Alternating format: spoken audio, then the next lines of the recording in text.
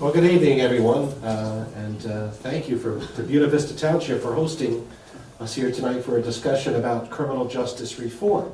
My name is Howard Birchtold. I'm the trial court administrator, which makes me the lead non-judge, the head administrator for the court system here in Atlantic and Cape May counties.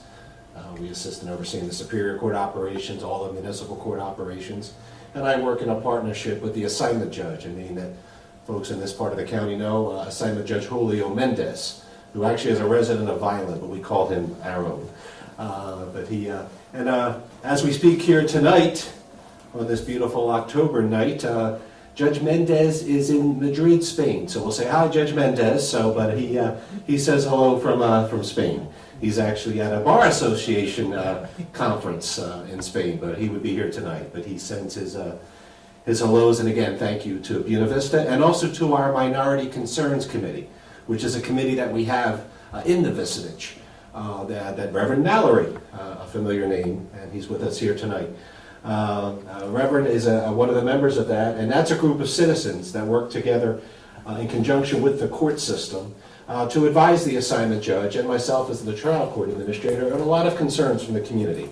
Minority concerns, and it's a good it's a group representing just all walks of life from Atlantic and Cape May County. It's a wonderful group, very active group, and they're sponsoring this event tonight. So I want to thank Minority Concerns. I want to thank Buena Vista Township. And again, I know that we're going to air this on a local channel, and hopefully we'll tonight from the panel you'll learn some more about, again, criminal justice reform, which you've heard a lot of things about. Criminal justice reform is new in New Jersey, and from a legal perspective, it took effect January 1st. Of this year, 2017, and I don't want to take away any of the thunder, any of the wonderful remarks from our panel. I was actually honored to be on the Supreme Court committee at the state level. There was a special committee appointed by Chief Justice Stuart Radner, and actually here from Atlantic County, Atlantic Vicinage, in addition to myself representing administration, Judge Louis Velasco, our presiding judge of municipal courts, who I believe is still going to join us tonight. He's trying to get here, but he is in trial. He was on that committee, representing a number of the municipal court judges statewide, and then prosecutor Jim McLean. He was actually the Atlantic County prosecutor at the time, but is now a Superior Court judge here in Atlantic, the Atlantic Vicinage. But at the time, all three of us, we were very honored that we had three folks from Atlantic and Cape May, and I was just in awe of all of the folks on that Supreme Court committee that I was honored to be a part of when we started talking about this thing about 3 years ago. And to see it come to fruition. And criminal justice reform, I guess you're going to hear about from our panelists, but it's really two big significant changes in how we do things in the courts statewide. Remember, we're a state superior court system. Everything in the state of New Jersey from a court perspective is done the exact same through the entire state. We're real proud of that. But criminal justice reform has two legs. One is bail reform, which you hear about. We no longer rely on monetary bail. It used to be for if you were arrested.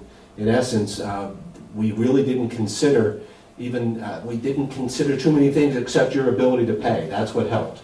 That's what held folks in jail.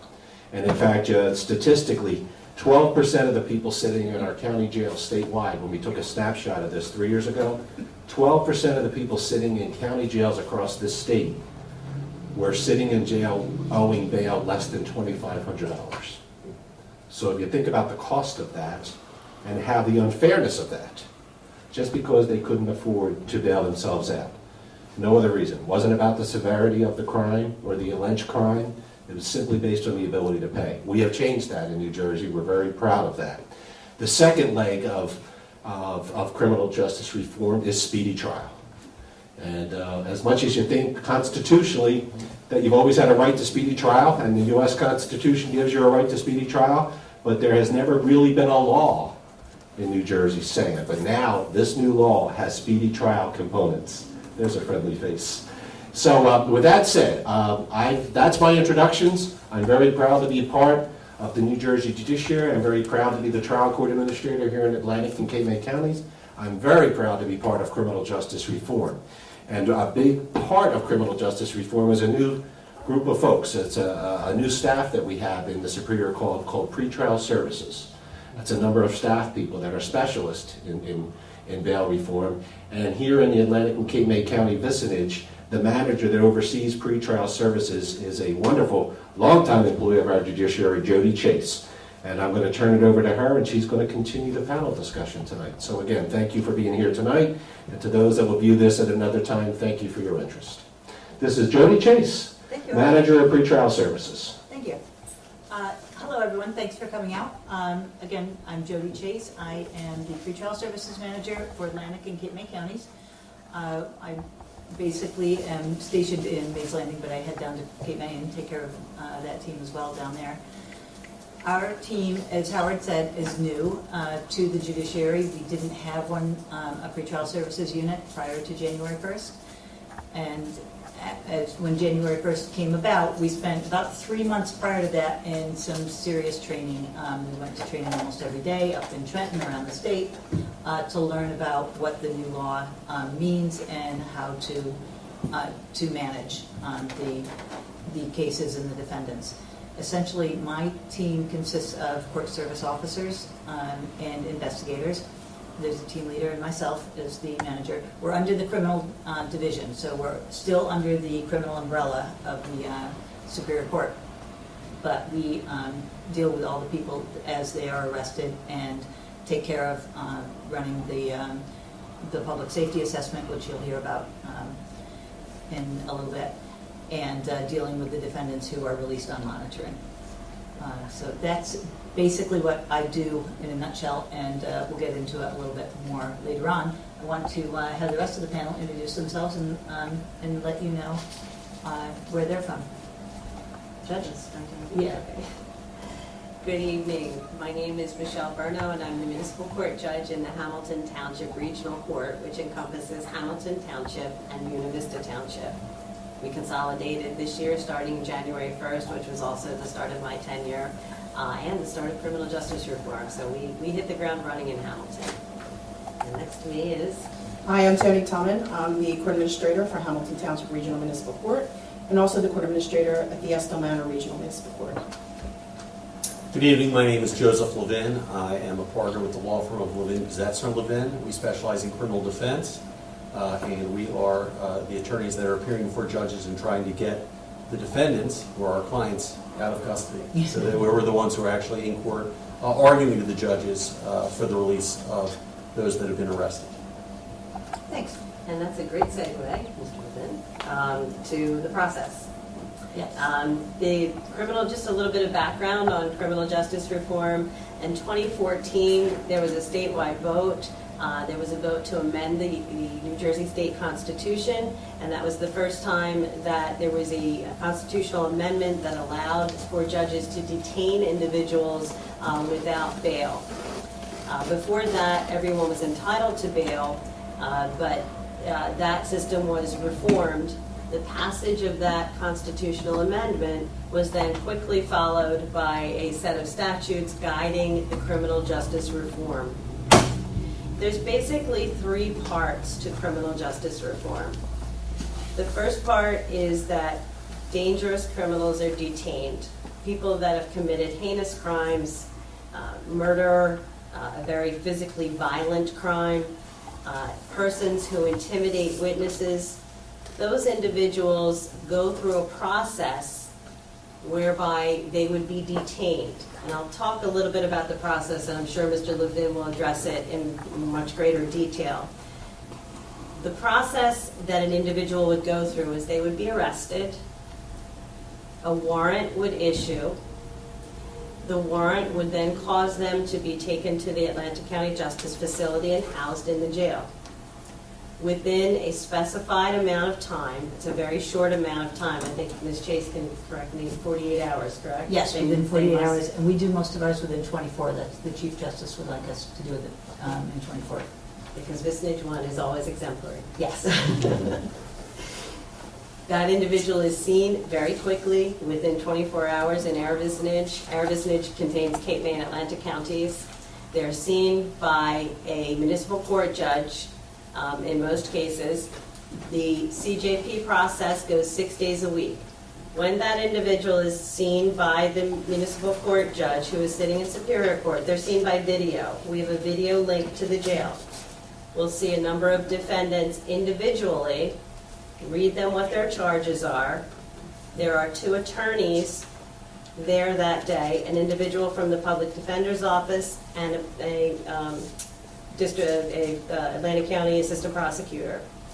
The prosecutor will make a motion with regard to whether or not that individual should be detained or released, or what level of monitoring should be imposed upon that individual.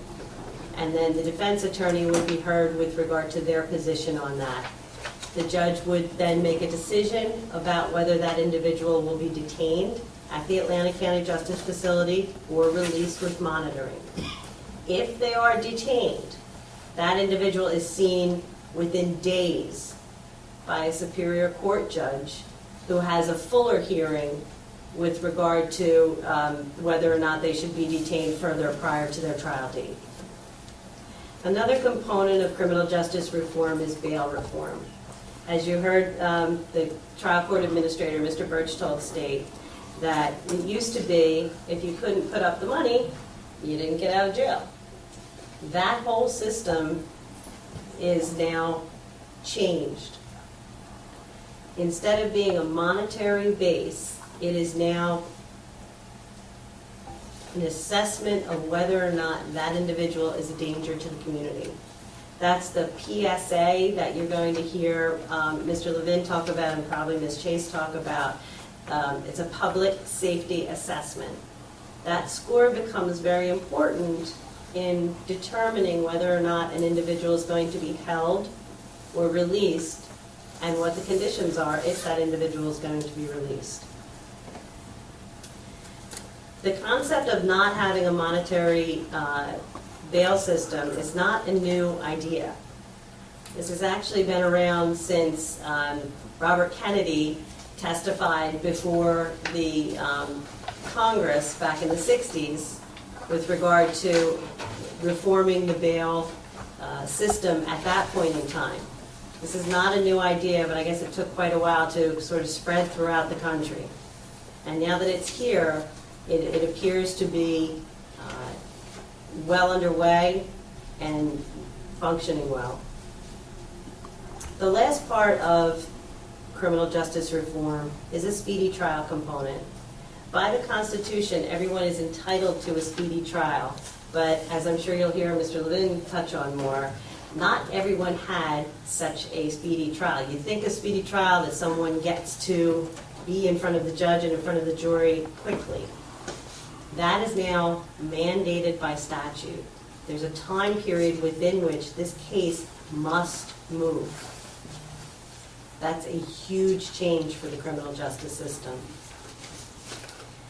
The system's not perfect. As I stated at the beginning, it just was implemented in the beginning of January of this year.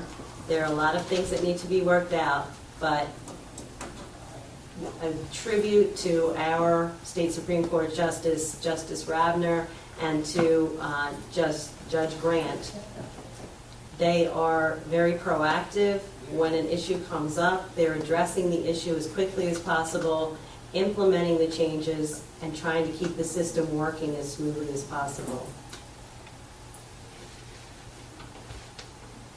There may be instances that you'll hear about. There's a lot of discussion with regard to, is this a better system than bail, or is bail a better system? And one of the arguments that you most often hear is that a dangerous individual may be released.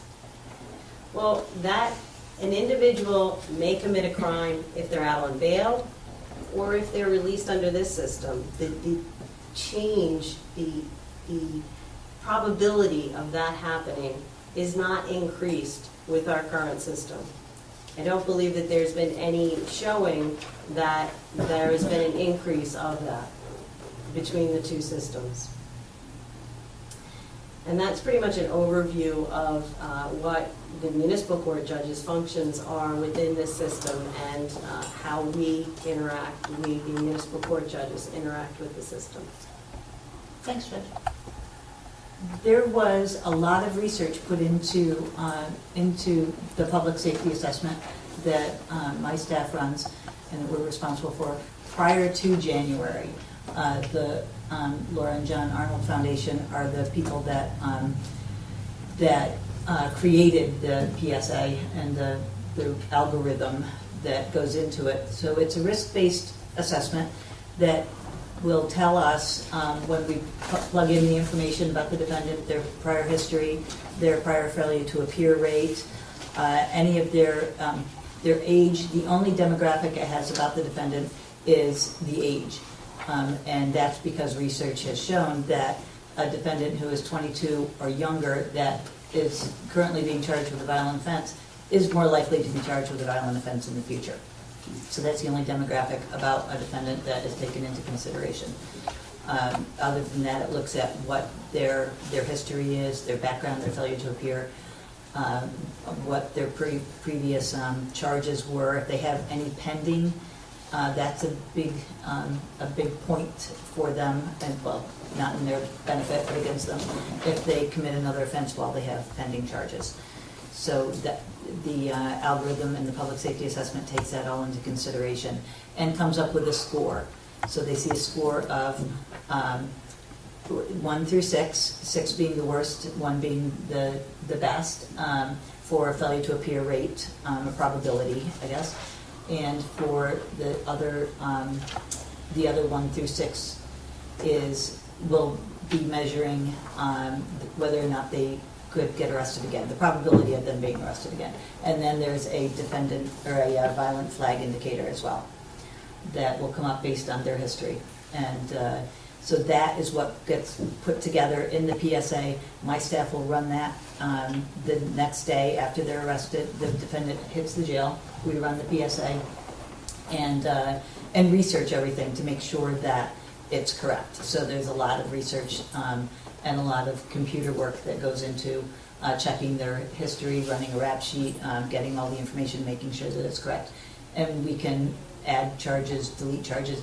It doesn't look at out-of-state cases either, so we run out-of-state rap sheets if there's an indication, and we can add that in. So that the judge now has before him or her a complete history of this defendant, which they never had before. When someone was arrested, the police officer would run a quick criminal history at the police station and tell the judge over the phone what they see.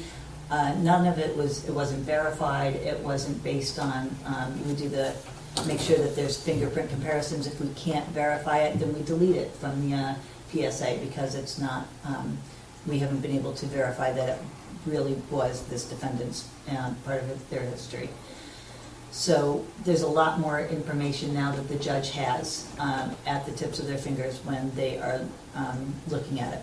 The PSA also puts together, based on the risks for both of these and what the current charge is, a recommendation. So the judge has that right there along at the top of the PSA, a recommendation for releasing on level 1 monitoring, which is they report to us once a month.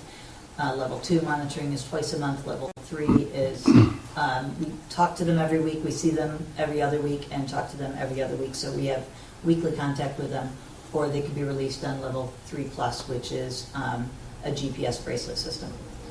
And or there is a no release recommended, depending on the crime itself and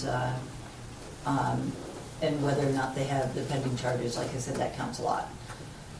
So it gives the prosecutor and the defense attorney a place to start in looking at what you're going to say about your defendants when they come up. Should I pick up there? Yes, Okay. please do. Well, I want to start by saying that in my mind at least, and I think that the overwhelming majority of lawyers and non-lawyers, the persons who are in the system, who are dealing with the system, think this is much more a fair system. I think it goes without question that no one should be held in jail simply because they're poor or because they don't have the monetary means by which to make bail for minor offenses. It's just not fair. And also, if you look at the statistics, and when I first was, I heard about bail reform, I did a little bit of research myself, I looked online.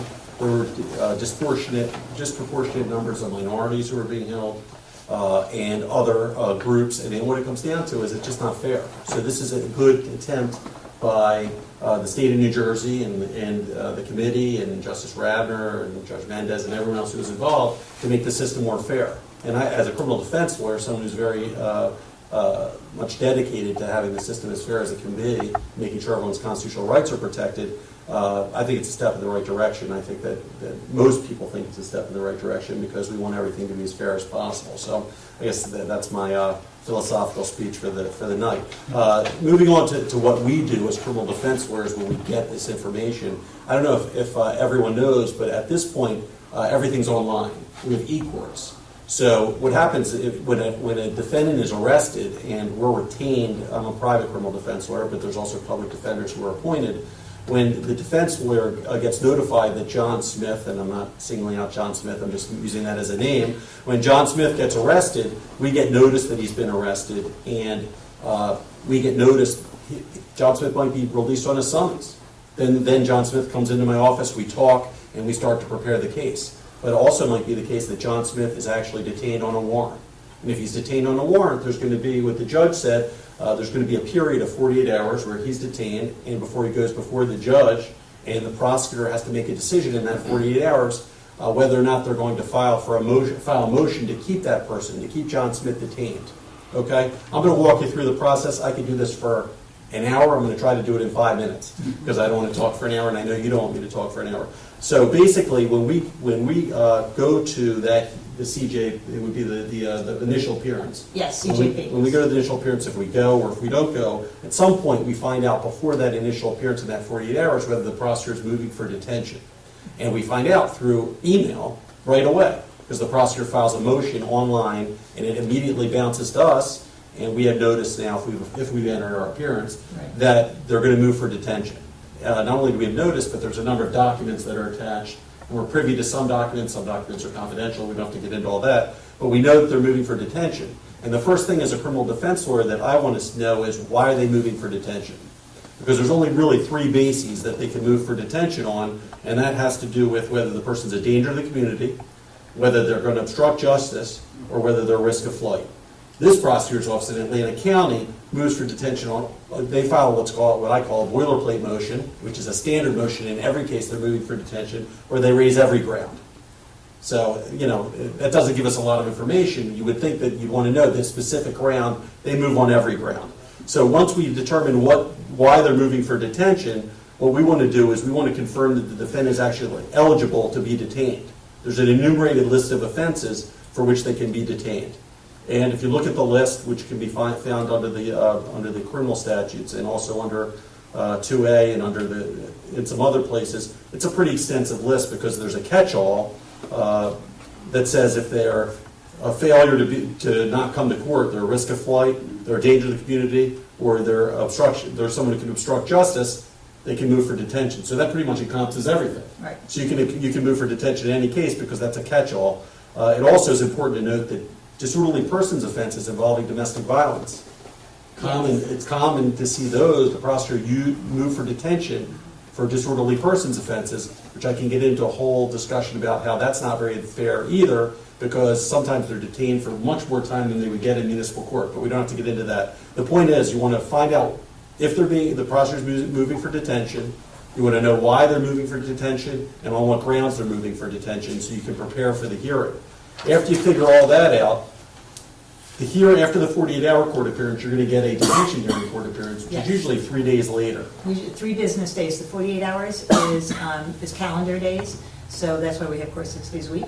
But the detention hearings are within 3 business days. And detention hearings are not something you can just show up as a criminal defense lawyer. The prosecutor and the defense lawyers now, unlike the old system where the bail was just set, these are real adversarial proceedings where you're arguing and you're really trying to, a lot of times, presenting evidence. It's important to realize that defendants have a right to be present at those hearings. They have a right to counsel. They have a right to testify if they want to testify, and if they do testify, what they say can't be used against them later. They have a right to present witnesses. They have a right to cross-examine witnesses that the state presents, and we had a big argument about whether the state had to present witnesses in the beginning. State does not have to present witnesses under the case law. The state can also actually just make an argument or move by proffer. And we're entitled as defense lawyers to discovery, which is some of the evidence against our clients, the defendants. So we don't go in there and we don't know what's happening. So if they're going to actually move to detain the defendants, our clients, where we have a right to evidence so we can see and we can argue. So we want to make sure that our clients, the defendants, know their rights. At the hearing, the first question that the judge is going to have to decide is whether there's probable cause. The judge is going to find probable cause in almost every case because the complaint's already been issued, and usually there has to be probable cause to issue a complaint. So many times we waive the probable cause aspect of the hearing because that's not really the crux of the matter. I mean, there might be an occasion where you can attack probable cause. An example might be the domestic violence case where the complainant who first said that she was punched by the defendant says, that didn't happen, I made that up. So maybe they did, maybe you can call her to the stand and you can try to rebut probable cause. But usually probable cause is going to be a pretty easy standard for the prosecutor to meet. The real focus of the hearing is going to be whether or not the judge should detain the defendant or to release the defendant, right? And when the judge said dangerous individuals, it's not really based on, let me put it this way, there is a presumption of detention when the defendant is charged with murder or the defendant is subject to a crime where there's going to be life in prison. That's a potential sentence, okay? So in those two instances, there's a presumption that that defendant's going to be held, okay? All other cases, there's a rebuttable presumption that the defendant should be released, or a presumption against detention. So the judge's question, the standard that the judge is really looking at, the judge is looking,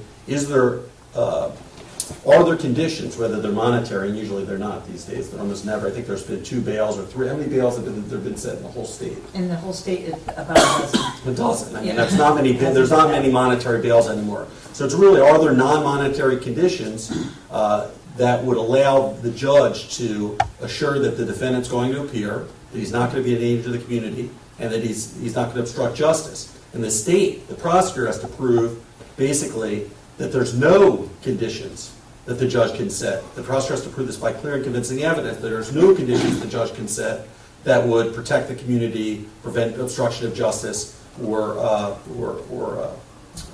make sure that the person appears. So basically, the prosecutor has the burden, and the prosecutor has to meet that burden by clear and convincing evidence.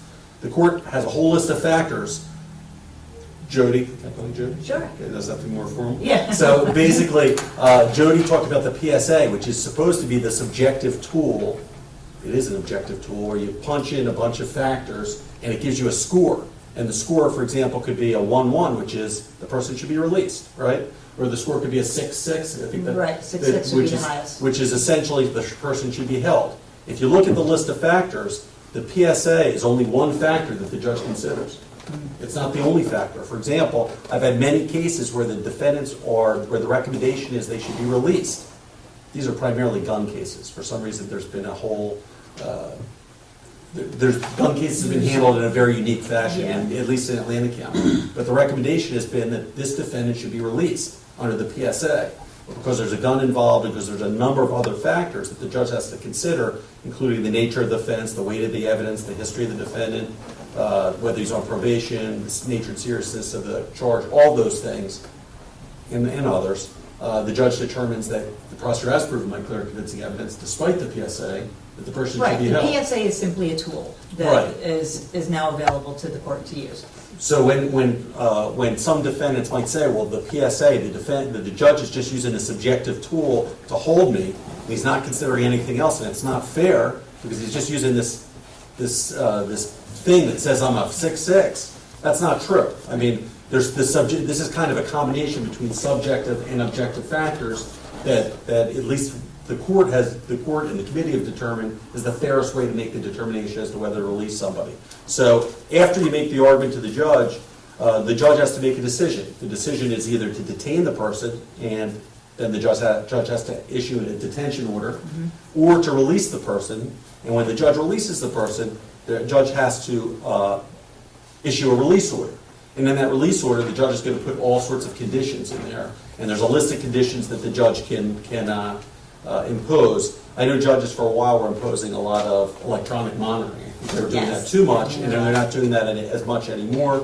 But the conditions could be that a lot of judges impose the condition that defendants have to check in with the court every week.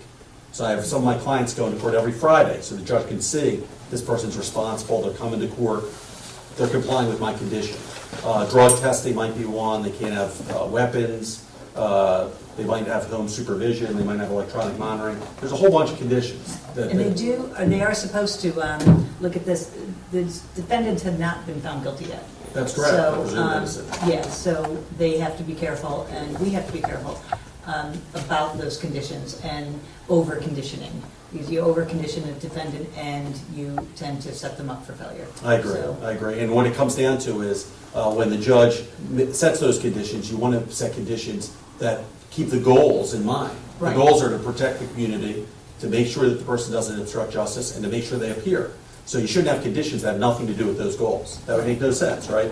So basically, once the judge signs the release order and the defendant's now in the community, as long as he complies with conditions, everything is fine. If the defendant is held, he has 7 days to appeal to the appellate division. All that is done electronically now. They set up this whole new system where you can file these expedited appeals. I knock on wood, I've done very well in the appellate division in my regular cases. I have not won any detention hearing appeals. They seem to always defer to the judge in the Superior Court because the standard is abuse of discretion. So in order for the judge to be overturned, they have to find that the judge abuses discretion, which is a high standard.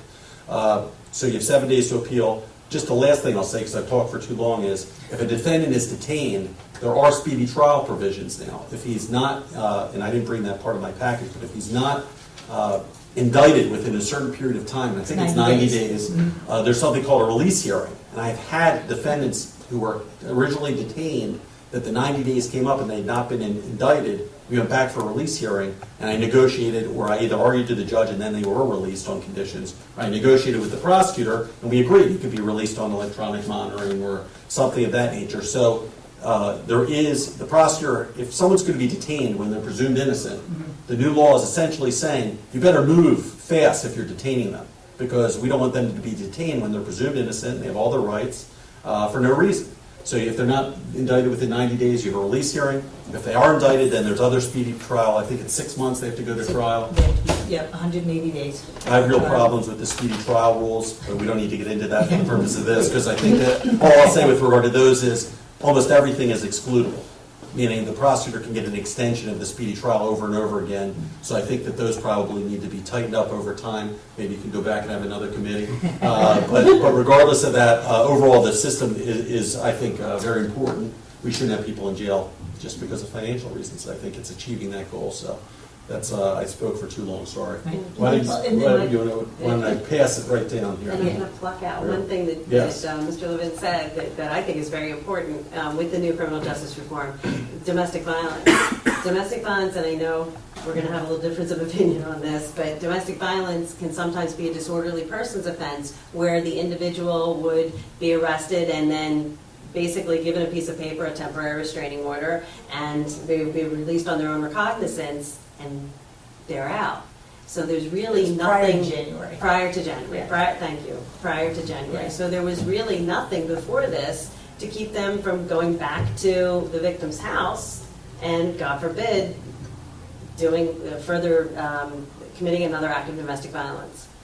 Under this new system, even though it is the underlying offense is a petty disorderly person's offense, the individual would be arrested on a warrant and housed in the county until such time as they're seen by the CJP court within 24 to 48 hours. So it's really an added protection for the victim so that she or he, I don't want to be presumptive, she or he doesn't have the threat of that individual coming back and potentially committing another act of domestic violence. And now the defense side. I agree with everything the judge said, that it's a good protection, and I think theoretically, again, the law is in the right place, that you want to protect, in that case, even though he's presumed innocent, even though if the person is proven to be a danger to the community, that they be held to protect the potential victim. The issue I have with the law is when you take theory out of it, in practicality, when you talk about practical terms, if I represent John Smith and he's charged with simple assault on his wife, which again is it's serious, but if he's charged with simple assault, the maximum is 180 days in jail and a $1,000 fine.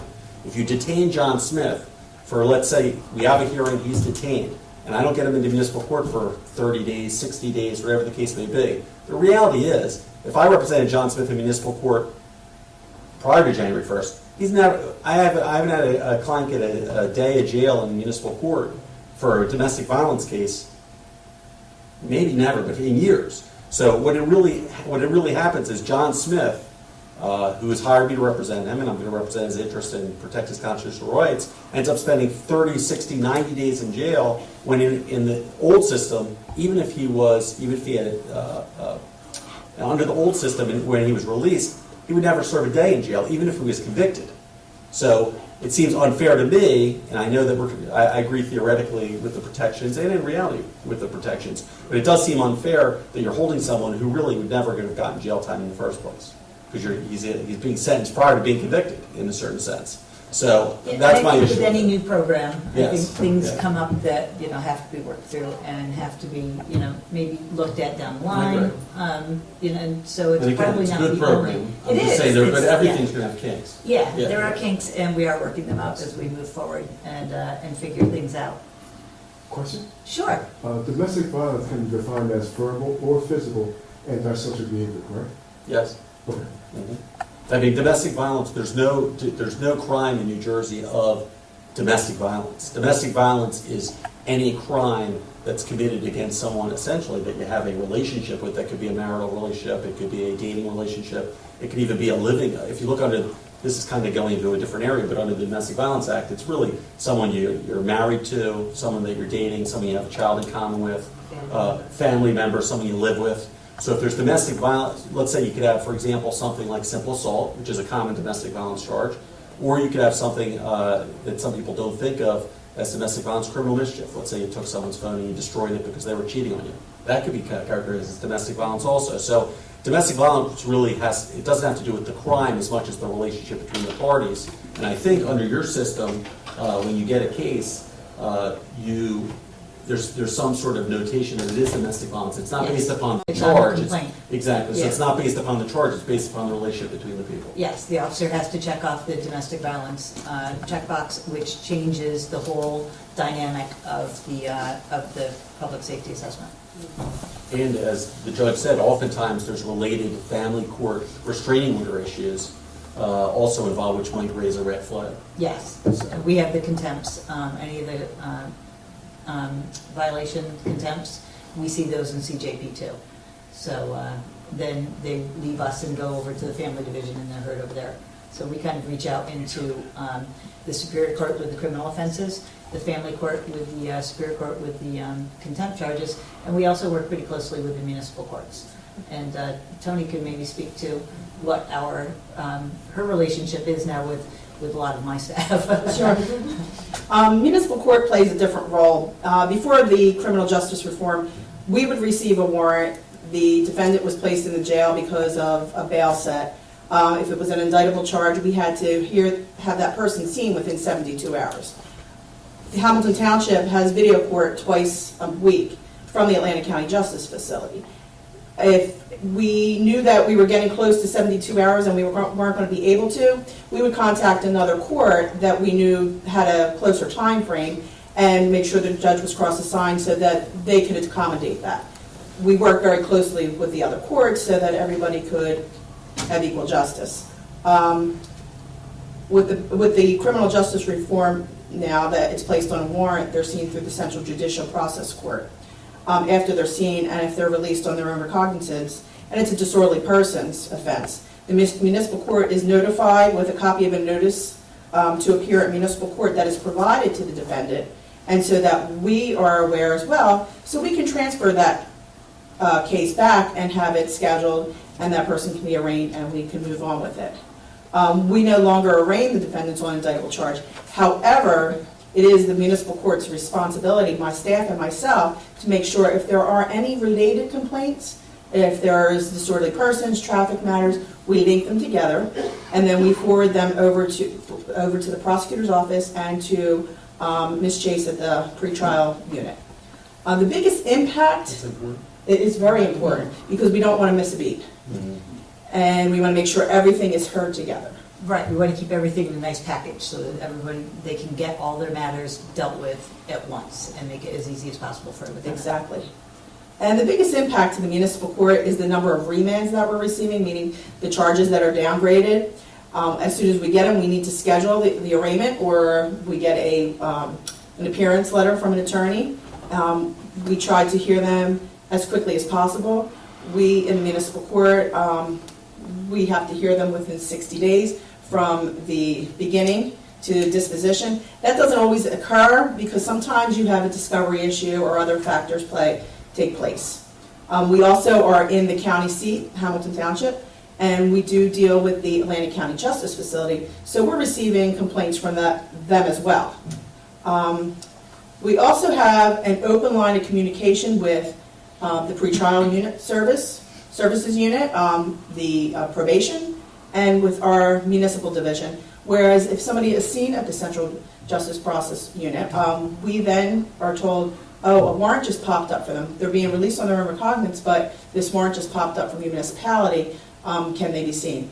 We put them on video as quickly as possible so that we can get them seen and get them out.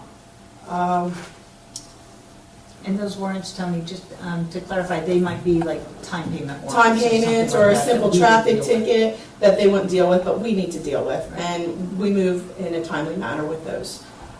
In the municipal court, we've seen a lot of changes. We've seen more summonses than warrants since this all began, and we have a lot of training and a lot of questions that were asked in the beginning, but it seems to be moving a lot smoother than the onset of it, and it's going. We still have little kinks here and there, and we have to tweak it, but I think we all work well together, and it's a good process. We're figuring it out. And the point of the warrants versus summons is a good one. Our law enforcement in this vicinage really seems to get it. They get the fact that people who they arrest on a warrant are going to jail, period. They don't have the ability to now post their bail and go home from the police department or anywhere else. They have to go to jail. So that being said, I think the law enforcement is looking at these cases a little bit more seriously and making that determination whether or not they can be released on a summons or should be released on a summons. So the more serious charges are what they're putting on warrants, and those are the people who are in the jails that we're seeing through the central judicial processing and the detention. And that, I think, is probably why more people are detained in our vicinage than it may appear around the state, because they get it, the police departments get it, and they're only putting the more serious charges on warrants. As for the police departments, I will say that, I mean, I think that the criminal justice reform is going to also have a positive impact on discovery and the evidence, because it used to take quite a while to get the evidence in criminal cases.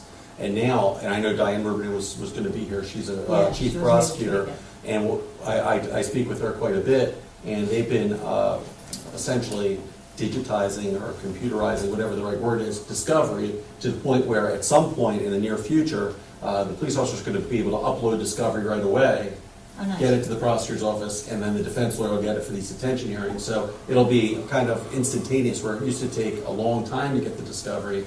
We'll have it almost right away, which will be beneficial, because not only do you want to have it for the detention hearing so you can argue to get your client out, the defendant out, but you want to have it so you can start your investigation, you can start defending the case, you can contact witnesses, you can do a lot of things with that. So it's very important. It's good for the whole system if you can get that as fast as possible. So that's another benefit, and I think the police department, the prosecutor's office are working on that. Great.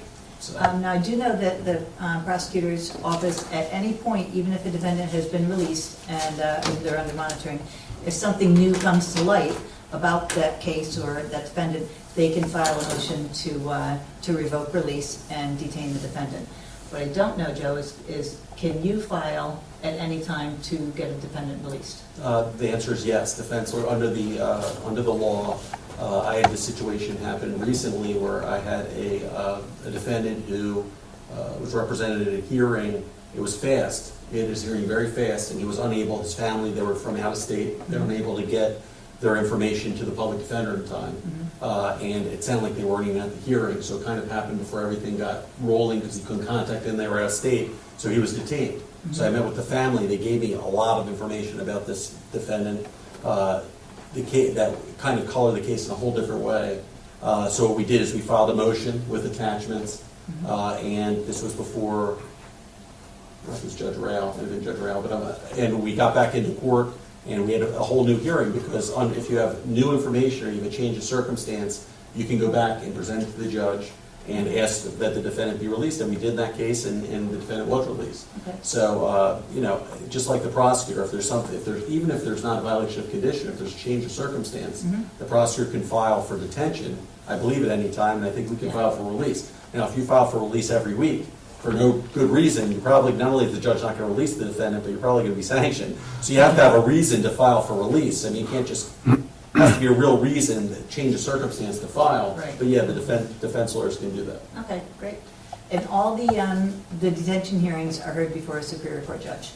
A municipal court judge can't, I don't believe can't release a defendant, they can only sentence. I mean, well, if it's back in their court, they sentence a defendant and then they would be released, but other than that, I don't think you can. We don't really even arraign anymore in the traditional Right. sense. When it's CJP court, basically what I do is I read all of the charges to the defendant. I do not take in CJP court a guilty or not guilty plea, which is new.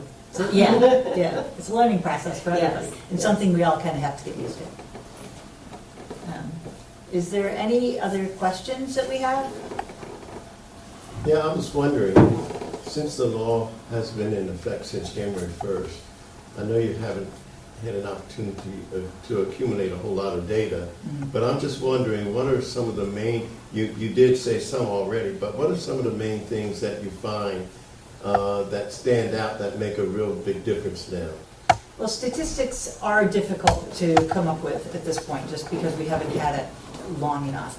But I can tell you that since the beginning of the year, the jails in both county, their population is down about 20%, which is a huge cost savings for the county.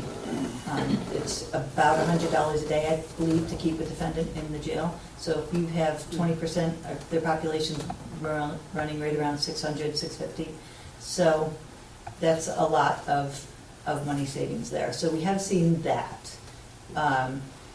And again, we see the warrants versus summonses, we see a lot less warrants being issued. So there's not that many people that are actually going to make it to the jail than before January 1st.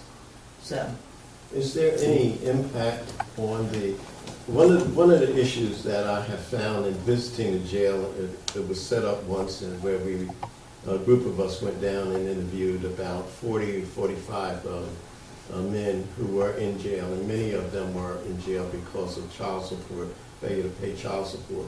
Will this new law impact that situation? no, it's only new warrants, new charges that are charged on a warrant. And actually, it could be an old charge charged on a warrant. That's not a criminal issue, and Right. technically, even though they're being held in jail, that's a family court issue. So maybe there needs to be family court reform, but it's not really a criminal issue because they're not charged with a crime. They're charged with violating a court order. So that's a whole different area of law. Go back to your first question, though. I know that financially it's better and to see the jail down, but I think that we all can agree it's fair. It's more fair. I mean, a lot of the people who were being held just because they couldn't afford to make bail. And if you have all these people, like the 12% that you mentioned that were being held on $2,500 bail or less, $2,500 bail, most of those bails, I'm assuming, are 10% bails. Right. Okay, so you're talking about people couldn't come up with $250. So you have all these people being held on almost no money, very little money for a bail, and just because they couldn't afford it. So I think that probably incorporates all that 12% plus another. And I think if I could just add, Yeah. if I could just add to that point, and if you think about those people that were sitting in jail for less than 2,500 hours, in many cases, they would have never even spent that much time in jail if convicted correct. upon conviction. So if you really think about the Constitution that we spoke about, it's innocent until proven guilty. Right. We were holding people because they could not pay bail, and then again, they were sitting in jail. They would have never had that time. Fair to say. So it's much again, more fair. Can I said I wasn't going to talk anymore, but they're doing such a great job at getting out of full disclosure, because I'm sure there's some elected officials that may be watching this. I want to, it's a shout out. Certainly it costs some money on behalf of the county. So in the long run, we are saving money at the jail, clearly, because of that. But of course, a shout out to Atlantic County government, because they had to hire some additional prosecutors. They had to hire some additional sheriff's officers to support this. So there were some additional costs up front. I really think in the long run, that's going to resolve. But we've heard some figures out there, but But Atlantic County government, I do know, at least initially, it was about $750,000, $800,000, like right up front. When you think, it sounds like a lot of money, but when you think about the cost of an attorney and benefits in the prosecutor's office. So there were some additional upfront costs, but again, in the long run, I think they're going to be overcome very quickly based on the jail population. As Jody said, I think it's up to about $104 a day in Atlantic County to house. So you think about that. And just another thing, and I am going to stop. You answered child support, and I agree with you, but a credit to, again, the vicinage in Atlantic and Cape May counties. I did tell you I'm proud of that, right? We had already taken the initiative that on a child support warrant, once again, I don't want to put a dollar figure out there, but on the very low child support, we do not incarcerate for those things. We actually do not serve those. We maintain contact with those individuals, but we've already taken the initiative that we're not incarcerating those on the small amounts of child support. We don't issue those warrants. We do maintain contact with those folks, but they're not getting picked up and taken to jail just because they can. I'm not saying child support is incredibly important, and we want child support paid. There's millions and millions of dollars in child support right here in Atlantic County, Cape May. But on those very low bail amounts, we've already taken some initiative. Okay? One other question. One of the things that was really bad with the old way domestic violence was handled was the fact that you had the perpetrator getting out and going back to ravage the victim again. And it seems as though this law here has made a positive impact on that phenomenon. So that is one good thing that I think it's standing out. It has, and the judge and the courts have the opportunity now to issue the no contact, to make sure that there's a little bit of time in there that prosecutors, victim witness can talk to the victim and get some things established, where the defendant's going to live, which would not be with the victim, that type of stuff. Where before, when they were released so quickly, it was they had nowhere else to go. They went right back to the home that they probably shared.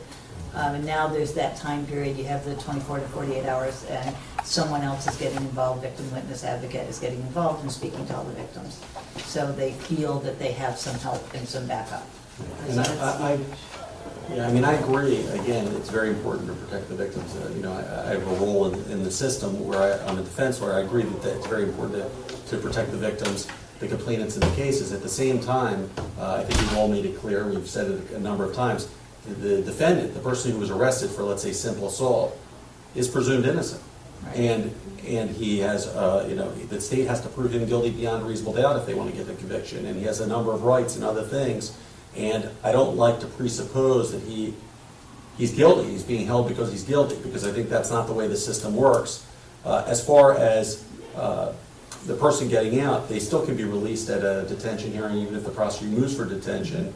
And if they have, for example, a municipal court case, they're still going to be in court within 30 days or so? 30 days to get to municipal court. So I agree, it gives some measure of protection, and protection is important, but there's a natural tension with some of the clients, and I can give you war stories, you don't need to hear those, where my clients were unjustly accused. I have a lot of clients who are justly accused, not clients. They're not my clients, I only represent innocent people. But basically, I've had some people who are unjustly accused, and I hate to see them detained when they shouldn't have been detained. So there is a natural tension there, but I know what you're saying. You clearly want to protect the victims, yes.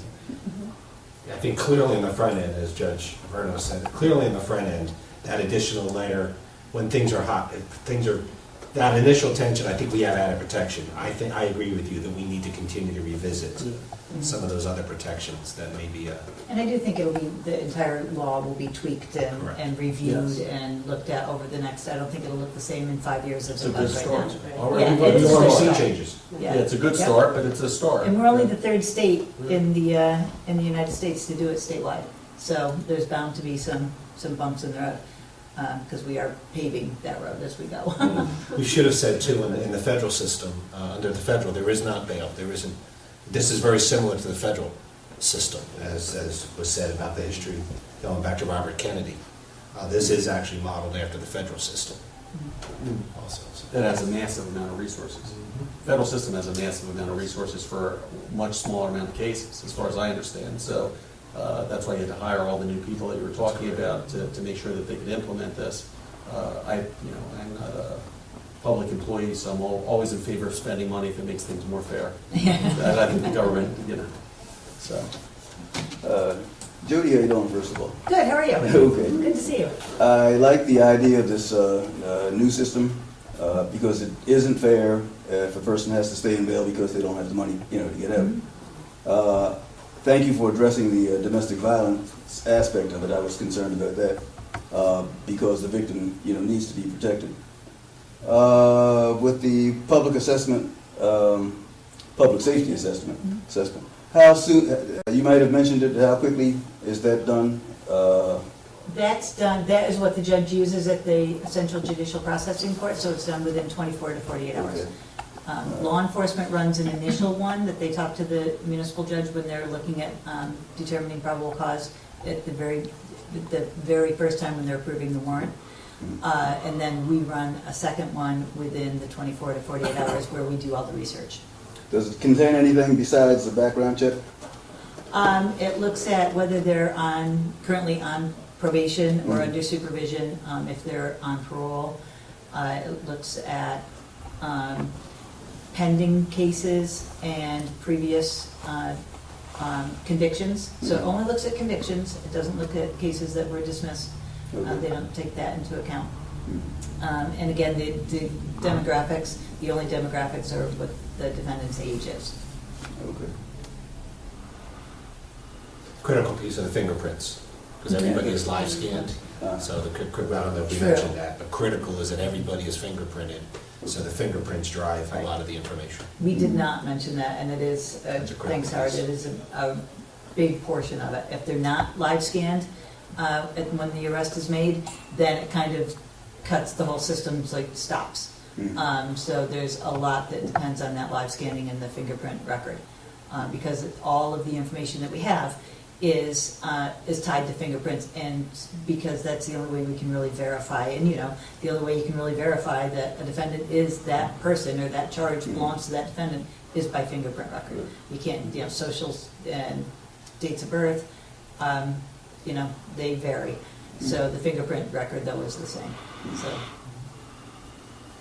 Quite a few people will be hearing this, and I think one of the things that was said was that this system will facilitate getting discovery to the police.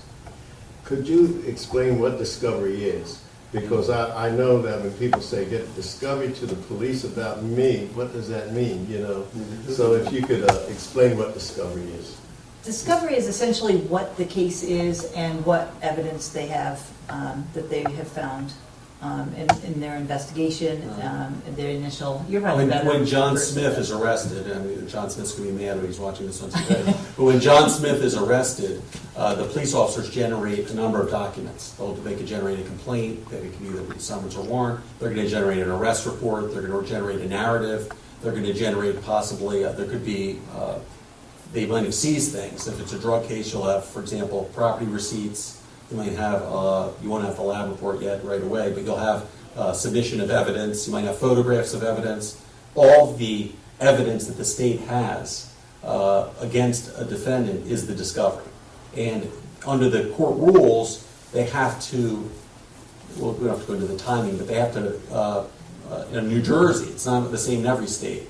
New Jersey is a state where there's open discovery. They have to give the defense all the evidence against the defendant so he can defend the case. The defendants can defend the case. So discovery is, the good thing about the new system is, because the prosecutors need it for these detention hearings, the police have to get it to them faster. So let's say a police officer writing a police report might have taken a few days or a week to get a police report to the prosecutor. They can't do that in these serious cases anymore because they need them for the detention hearings. So they have to get them done faster. They're going to somehow email them, or there's going to be a portal, I think, eventually, where they can somehow transfer all their discovery to the prosecutor's office. That doesn't include the physical discovery. You obviously can't, we're not like Star Trek where you can transfer the gun or the drugs, Yeah. but beam me up, Scotty. But basically, they're going to transfer all the discovery to the prosecutor real fast. Prosecutor, they don't have it, and we'll have access. If you enter your appearance on behalf of John Smith, then you'll have access to that discovery too. And it's good, it'll make the system better because the prosecutor will be more prepared. and the defense lawyer will be more prepared, and the defender, both sides will be able to investigate the case much faster, because they'll have access to the information. So that's not worked out yet, but it's coming, I think. Yeah, and I think that they have made a concerted effort to Yes. get their arrest reports and the clear and all that. Much more than the old days. Yeah, it's a lot The faster. old days being before January. Right, The old days. the old days, 10 months ago. Ma'am, did you have a question? I was Oh, just yes, curious. I worked the Safe Surrender program at Mount Zion a couple weeks ago, and many of the people came to see us had traffic ticket-related problems. For instance, their license was suspended, they had no way to get to work or no way to buy food for their children. They drove again and got arrested again, and they had a warrant. Now, does this impact them at all? These traffic ticket warrants and The traffic ticket warrants, I don't think are in any way impacted by the criminal justice reform, because they would never be an indictable offense. Well, no, I take that back. It may be driving while suspended if there's a serious personal injury, may be an indictable offense. But traffic tickets in general are not going to reach the level where they would be in Superior Court. That's something that's going to be handled in the municipal court. And we have tried to bring more awareness to the exact issue that you're addressing, that in the state of New Jersey, for whatever reason, the public transportation infrastructure is difficult for people to get around with, especially in rural areas like out here in Vista Township. It's the reality of where we live. And we've tried to look at different ways to help people get their license back. For example, there's something called the Fresh Start program. The Fresh Start program is if an individual owes money and they can't get their driver's license back because they owe this money, if they pay 1/2 of what they owe, we give them an order that basically lifts our hold in the municipal court on their license, and they can go get restored and get their driver's license.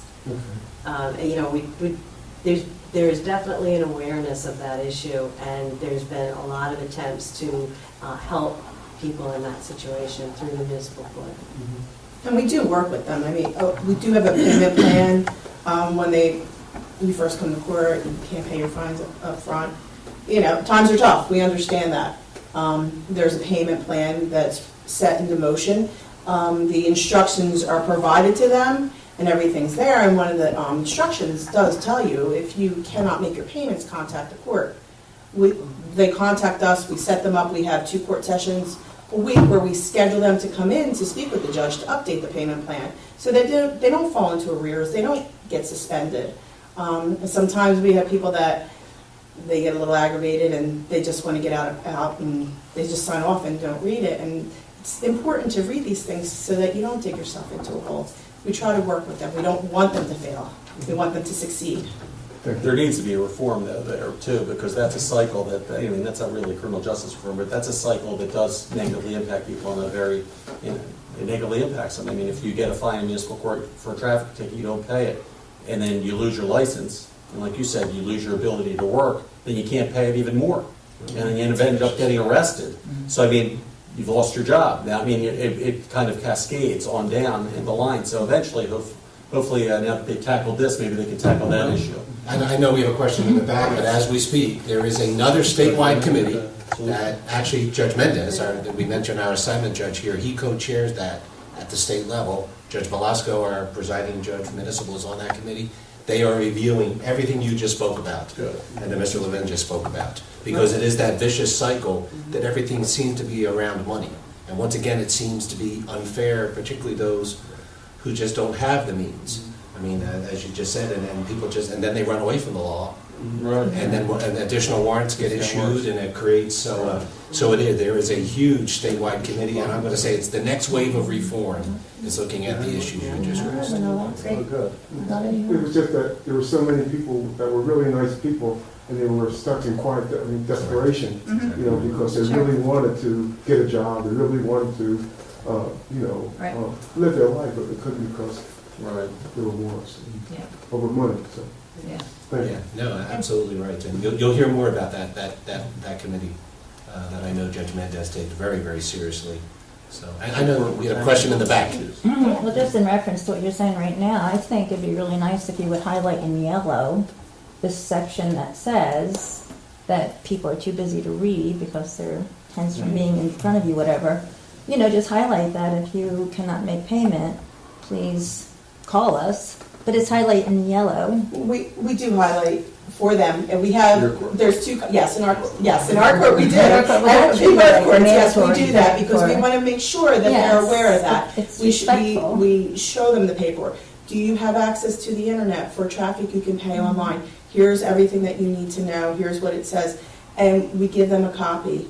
We make sure that they're aware of that. We tell them Yeah, at I the window believe as you. I well. think there's other courts that currently Right, it just should don't be- do it it. should And be- I it should think be it should be uniform. kind of Across the board, simplified yes. for the person that needs it. Absolutely. But my other question was, you talked about your tool that you're using, I guess since January, you know, you have the measurement, 1 to 6, 2 parts. So what would an example be of a 1-1, and then the high level 6-6, and then average person 1-1 3-3? might be someone who has never been arrested before. It's their, you know, their first time coming to the court, so they don't have any history of failure to appear. So there's, so they would be the lowest risk. It's the PSA just figures that they are a good bet to come to court, so they're a low score. A 6-6 may be someone with a criminal record. They typically, the people who score the high level have pending charges too that have not been resolved yet. So they may have 2 or 3 pending charges, and then they get arrested again. That tends to make them score very high. A lot of failures to appear. Yeah, and a lot of failures to appear. And what average be? The 3-3?